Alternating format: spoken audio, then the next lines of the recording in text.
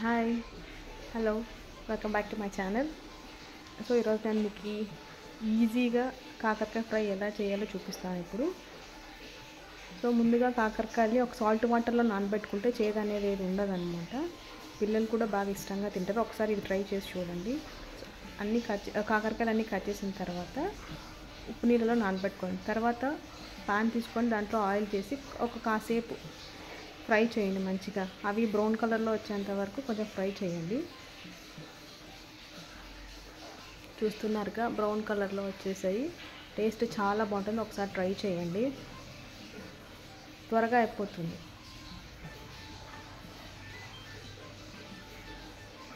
ఇంకో 5 minutes అంతే, త్వరగా అయిపోతుంది. టేస్టీగా కూడా ఉంటుంది.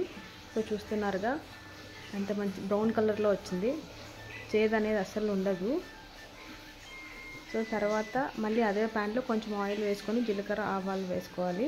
తర్వాత మనం ఆయిల్లో ఫ్రై చేసాం కదా, ఆ కాకరకాయలు వేసి దాంట్లోకి కొంచెం సాల్ట్, పసుపు, కారం వేసిన తర్వాత ఇది కొంచెం ధనియా పౌడర్, అది మీ ఇష్టం. ధనియా పౌడర్ వేస్తే వేసి, లేకపోతే లేదు. నేను కొంచెం టేస్ట్ కోసం వేస్తాను.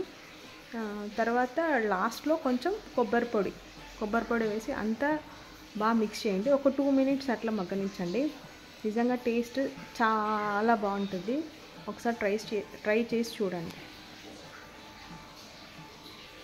చాలా రోజుల తర్వాత మళ్ళీ వీడియో తీస్తున్నాను, అందుకే కొంచెం టెన్షన్గా ఉంది.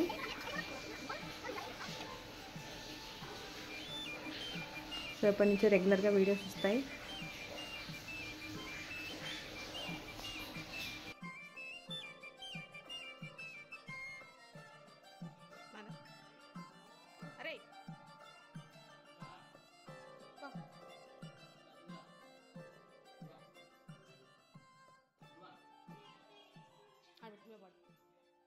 Thanks for watching. Bye.